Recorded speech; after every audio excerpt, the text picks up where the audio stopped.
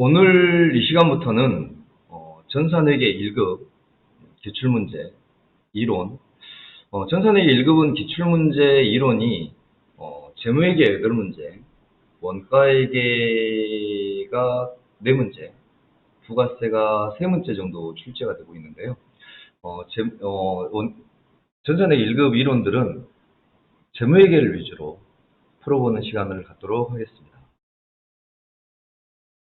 1번부터 살펴보시면 다음 거래 내용을 보고 12월 31일 결산 수정분기 시 차변 계정 과목과 금액으로 적절한 것은 이렇게 물어봤습니다. 2018년 8월 1일 소모품 60만 원을 구입하고 자산으로 회계 처리했어요. 우리가 이제 소모품에 관한 회계 처리는 구입했을 때 소모품이라면 자산으로 회계 처리하는 방법이 있고요. 소모품을 구입했을 때 소모품비라는 비용으로 회계 처리하는 방법이 있습니다. 그래서 기말 결산 때 이렇게 미사용액이 주어질 수도 있고 사용액이 주어질 수도 있는데, 중요한 것은 기말 결산 때 소모품의 사용액이나 미사용액이 우선 중요한 게 아니고 자산으로 회계 처리했느냐 비용으로 회계 처리했느냐에 따라서 사용액을 분기할 수도 있고 미사용액을 분기할 수도 있습니다. 비용으로 회계 처리했을 때는 미사용액을 회계 처리하셔야 되고요. 자산으로 회계 처리했을 때는 사용액을 분기하셔야 되는데, 보시면 소모품을 구입했을 때 8월 1일 날 소모품이라는 자산으로 회계 처리했습니다.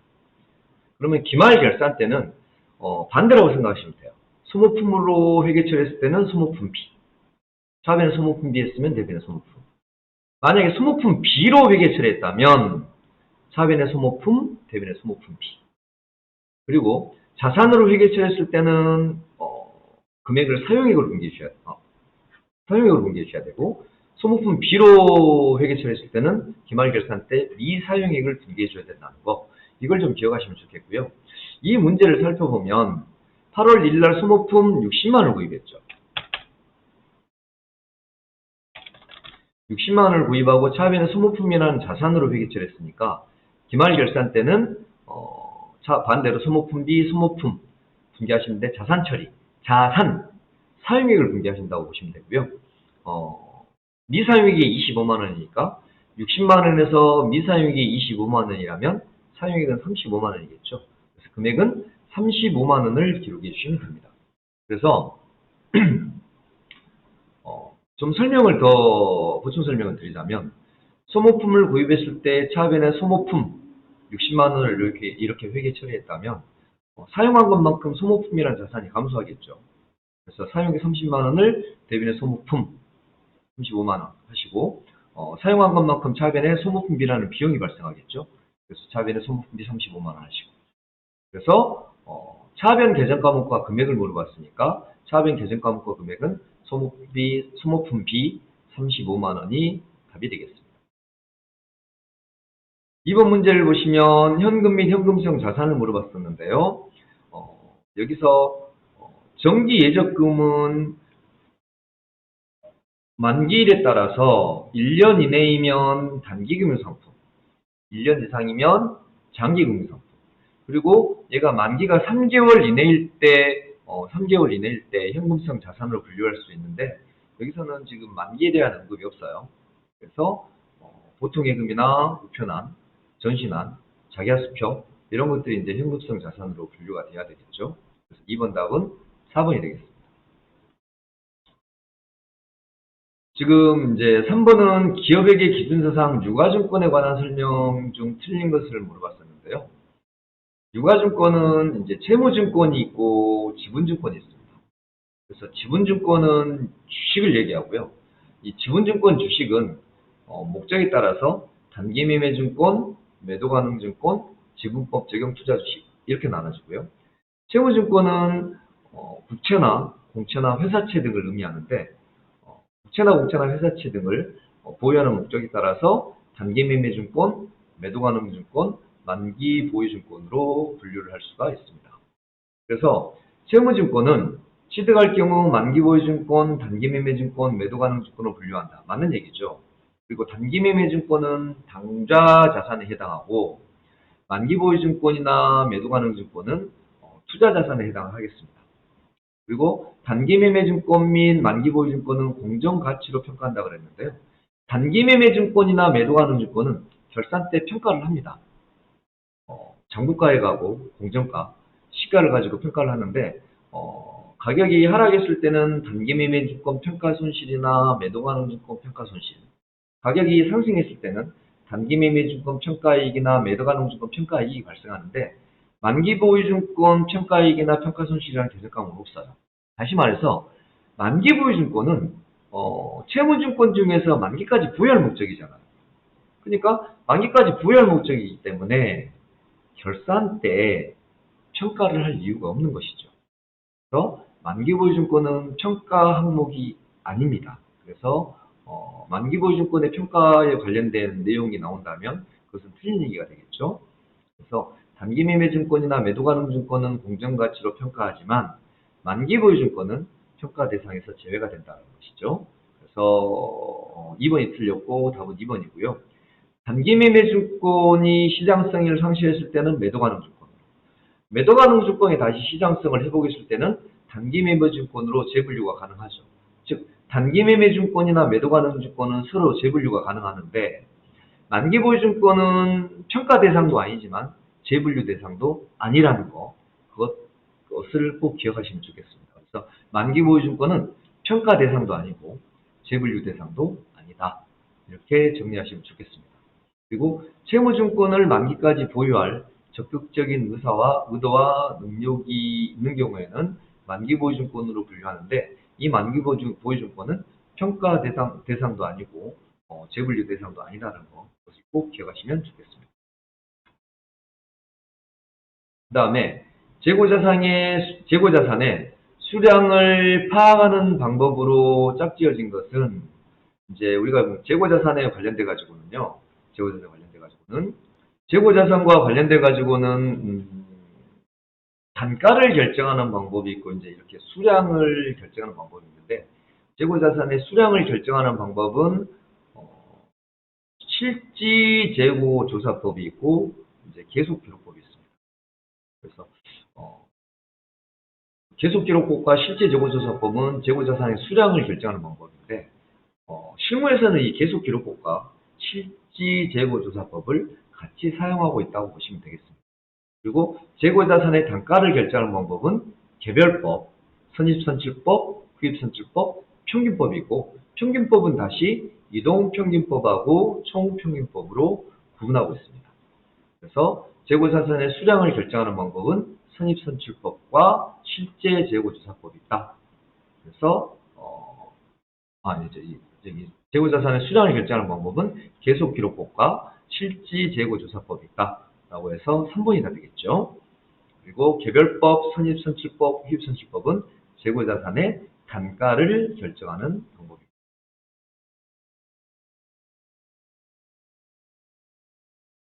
다음 자료에 의해서 재무제표에 표시될 유동부채를 물어봤는데요. 유동부채하고 비유동부채의 구분이 가끔 이렇게 시험에 출제가 되겠죠. 그래서 비유동부채는 이제 장기가 들어가는 1년 이상인 거죠. 그래서 우리가 유동과 비유동의 구분을 1년으로 기준하는데 1년 이내이면은 유동, 1년 이상이면 비유동이 되죠. 그래서 1년 이상일 때는 또 장기라는 말이 들어가고요.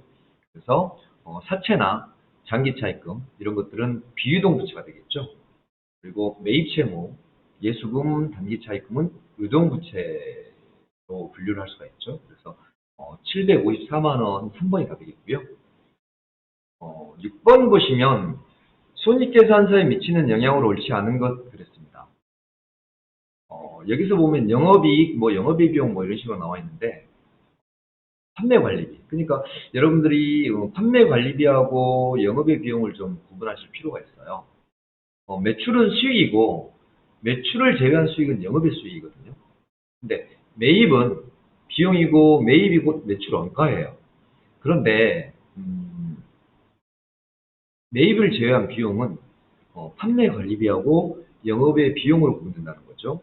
그래서 영업의 비용이 이자 비용, 기부금, 잡손실, 단기매매증권 체험이나 평가손실, 유형자산 처분이나 평가손실 이런 것들이 이제 영업의 비용에 해당하는데 판매관리비는 매출총익 마이너스 판매관리비는 영업이익이니까 판매관리비는 영업이익에 영향을 주죠. 근데 이자 비용이나 기부금 같은 영업의 비용은 영업이익에는 영향을 주지 않고 단기 순이익에만 영향을 주겠죠. 그래서 영업이익에 영향을 주지 않는 디귿, 즉 영업이익에 영향을 주지 않는 디귿, 즉 기부금은 단기 순이익에만 영향을 준다. 맞는 얘기죠. 그리고 영업의 비용은 니은과 디귿 합계액인 100만 원이다라고 했는데요. 니은은 감가상각비, 즉 판매관리비죠. 그래서 영업의 비용은 기부금 30만 원이겠죠. 그래서 2번은 틀린 답이 됩니다. 그래서 6번은 답이 2번이고요. 기억과 니은의 합계. 기억은 핸드폰 요금이니까 통신비고 니은은 감가상각비니까 판매관리비죠. 그래서 통신비나 감가상각비는 판매관리비여서 기업과 니은의 합계 130만 원은 판매관리비가 맞죠. 그리고 기업과 니은은 판매관리비인데 이 판매관리비는 영업이익과 단기순이익에 모두 영향을 주겠죠. 그래서 6번의 답은 2번이 되겠습니다.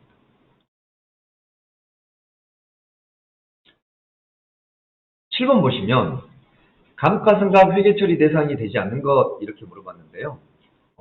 우리가 이제 유형자산은 감가상각 대상이 되죠. 그래서 유형자산을 살펴보면 토지, 건물, 비품, 차량 운반고, 기계장치, 건설 중인 자산 이런 것들이 있는데 이런 유형자산 중에서도 토지나 건설 중인 자산은 감가상각 대상에서 제외가 되죠. 감가상각은 사용이나 기간 경과에 의해서 가치가 감소하는 건데 토지는 기간 경과나 사용으로 인해서 가치가 감소하지 않기 때문에 감가상각 대상에서 제외가 되고 건설 중인 자산은 아직 완공이 안 돼서 사용하고 있지 않죠. 그래서 감가상각을 할 수 없는 유형자산이겠죠. 그래서 모든 유형자산 중에서 토지나 건설 중인 자산은 감가상각 대상에서 제외가 된다. 라는 것을 기억하시면 좋겠고 세 단계는 비품, 건물, 그리고 직원 휴게실에 있는 안마기도 비품이 되겠죠. 그래서 비품이나 건물 이런 것들은 감가상각 대상에서 감가상각 대상이 되겠죠. 7번은 1번이 답이고요.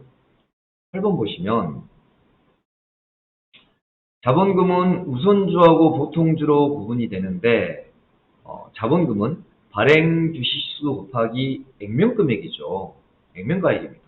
그래서 한 주당 액면가액, 발행 주식수 곱하기 액면금액이 바로 이제 자본금으로 표시되는 금액이고요. 이 액면금액, 발행 주식 곱하기 액면금액하고 발행가액하고 비교해서 주식 발행 초과금이나 주식 할인 발행 차금으로 구분하셔야 됩니다. 그래서 발행 주식 곱하기 액면금액인데 발행가액이라고 해서 이 내용이 틀린 내용이고요. 답은 1번이 되겠습니다. 잉여금은 자본잉여금과 이익잉여금으로 구분을 하죠. 자본잉여금과 이익잉여금으로 구분하는데 자본잉여금은 자본거래에서 발생한 주식 발행 초과금, 감자차익, 자기주식 처분이익 등이 있죠. 그래서 자본잉여금은 주감자, 주식 발행 초과금, 감자차익, 자기주식 처분이익이 있다. 그리고 이익잉여금은 손익거래에서 발생한 잉여금이죠. 그래서 미처분 이익잉여금이라든지 그다음에 이익준비금, 그다음에 배당금. 배당금도 이제 금전배당이 있고 주식배당이 있죠. 그다음에 적극적 적립금과 소극적 적립금이 있는데 감채적립금이나 사업합창 적립금 이런 것들은 적극적 적립금이어서 이익잉여금으로 표시가 되고요. 별도 적립금 이런 것들은 소극적 적립금으로 이익잉여금에 해당을 합니다. 그래서 여러분들이 이 자본에 대해서 자본이 자본금, 자본잉여금, 자본조정, 기타 포괄손익의 이익잉여 이렇게 구분된다는 거 이런 것도 좀 기억을 하셔야 되겠고요.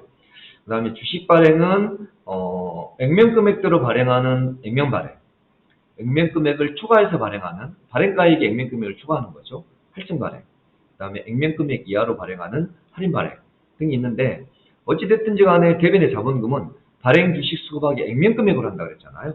그래서 대변의 자본금은 동일하고 할증 발행했을 때는 대변의 주식 발행 초과금이 발생하고 할인 발행했을 때는 차변의 주식 할인 발행 차금이 발생하겠습니다.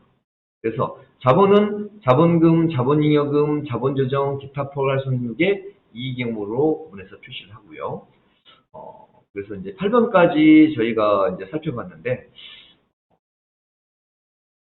전산회계 2급하고 1급은 벌써 난이도에서 좀 차이가 있고요. 같은 재무회계라 할지라도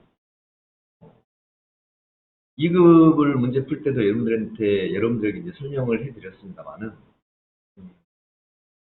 예전보다는 이론이 많이 어려워졌어요. 그러다 보니까 많이 합격률이 떨어졌는데 기출문제 이론 등을 자세히 살펴보시고 답만 찾으실 게 아니고 선생님이 설명한 내용들을 잘 기억하고 계시다가 어떤 문제가 출제가 되더라도 맞출 수 있도록 잘 준비하셔야 되겠습니다.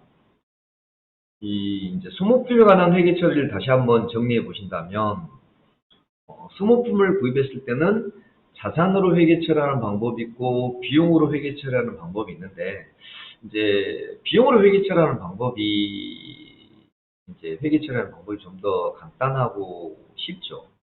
그렇지만 이제 소모품을 구입했을 때 이제 자산으로 회계 처리하는 방법도 있긴 한데요. 자산으로 회계 처리하는 방법이 있고 비용으로 회계 처리하는 방법이 있다고 했을 때 여러분들이 자산으로 회계 처리했을 때 비용으로 회계 처리했을 때 이 두 가지 다 여러분들이 공부를 잘 하셔서 어떤 문제가 출제되더라도 풀어낼 수 있어야 되는데요. 다시 한번 이제 정리를 해본다면 소모품을 구입했을 때 차비는 소모품 B 이렇게 분기했다 라고 했을 때는 기말결산 때 소모품 B로 분기했으면 기말결산 때는 소모품 B 그리고 그 금액은 비용으로 회계 처리했을 때는 미사용액 비밀 이렇게 보시면 좋겠죠. 비용으로 회계 처리했을 때는 미사용액을 분기해줘야 되고 소모품을 구입했을 때 자산으로 회계 처리하는 방법은 차비는 소모품 이렇게 분기하는 거거든요.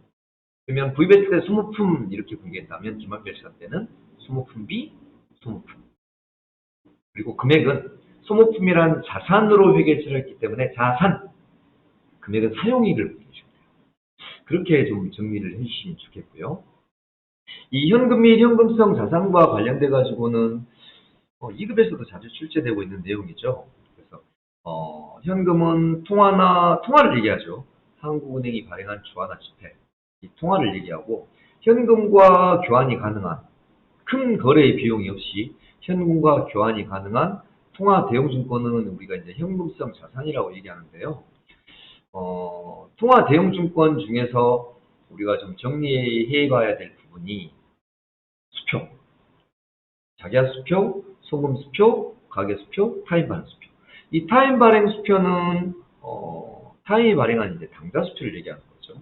그리고 공사채 만기 이자표, 배당금 지급 통지서, 국고선금 통지서, 대체저금 환급 증서 이런 것들은 모두 큰 거래 비용이 없이 현금으로의 전환이 용이하기 때문에 현금성 자산으로 분류하고 이제 정기 예적금은 이제 사용이 제한되어 있는 예금이죠. 이런 사용이 제한되어 있는 정기 예적금이 1년을 기준으로 해서 1년 이내이면 단기금 상품, 1년 이상이면 장기금 상품. 그리고 이제 정기 예적금 중에서도 만기가 3개월 이내에 도래하면 이제 현금성 자산으로 분류할 수 있다는 거죠. 그것을 좀 정리하셨으면 좋겠습니다. 그리고 유가증권에 관련돼서 다시 한번 정리를 해본다면 유가증권은 크게 지분증권하고 채무증권이 있다. 그리고 지분증권은 주식을 의미하고요. 주식은 보유하는 목적에 따라서 단기매매증권, 매도가능증권, 지분법 적용, 투자주식이 있고요.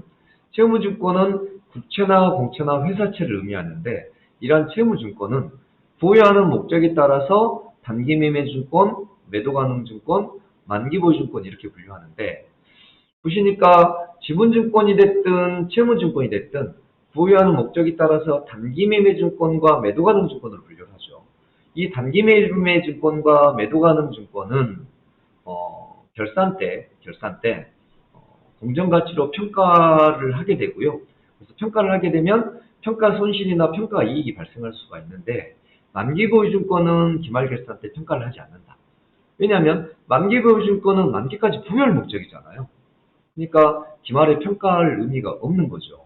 그리고 단기매매증권이나 매도가능증권은 시장성을 상실했거나 시장성을 회복을 하게 되면 단기 매매 증권이 시장성을 상실했을 때는 매도 가능 증권으로 분류가 가능하고 매도 가능 증권이 시장성을 회복했을 때는 단기 매매 증권으로 분류가 가능하다는 것이죠. 그래서 단기 매매 증권이나 매도 가능 증권은 서로 재분류가 가능한데 만기 보유 증권은 평가도 하지 않을 뿐더러 재분류도 하지 않는다.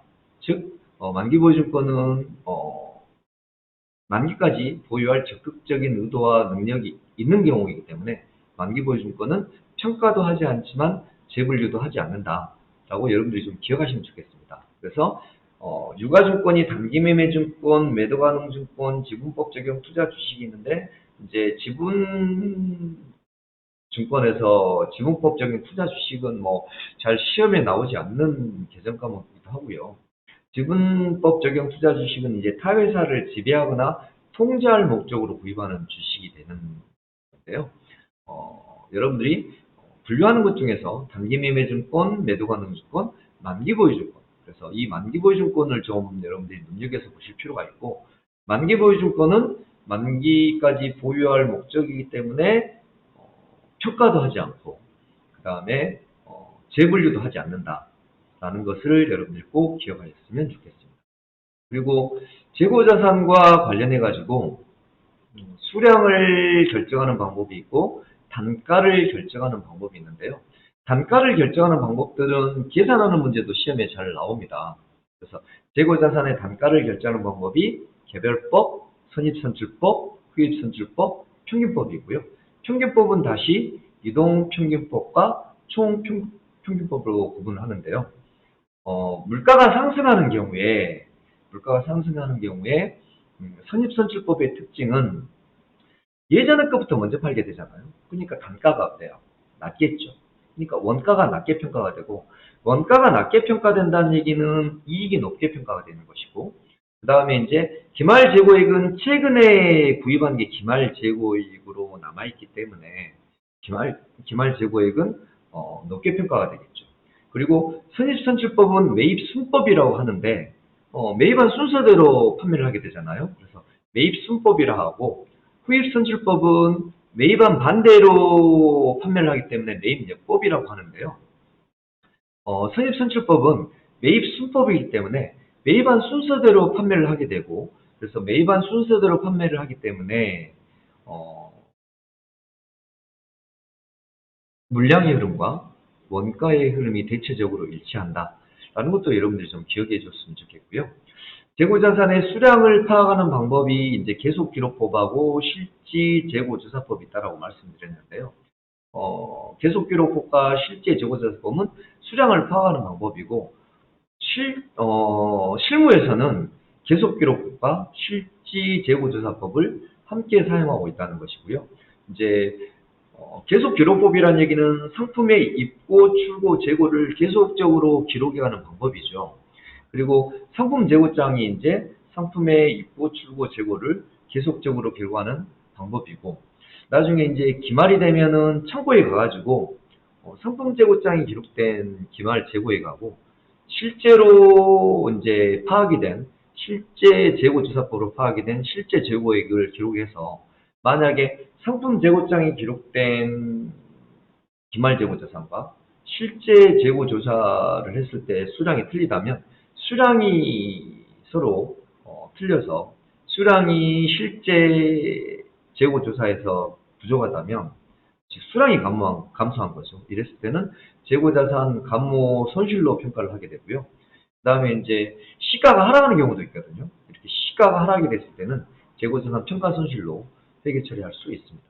그래서 방금 얘기하는 것들이 이제 재고자산의 수량과 이제 단가를 결정하는 방법들에 대해서 좀 설명을 드렸는데 방금 말씀드린 내용들을 여러분들이 잘 기억하고 계시다가 재고자산과 관련돼서 어떠한 문제가 나오더라도 여러분들이 틀리지 않도록 공부를 하셨으면 좋겠습니다.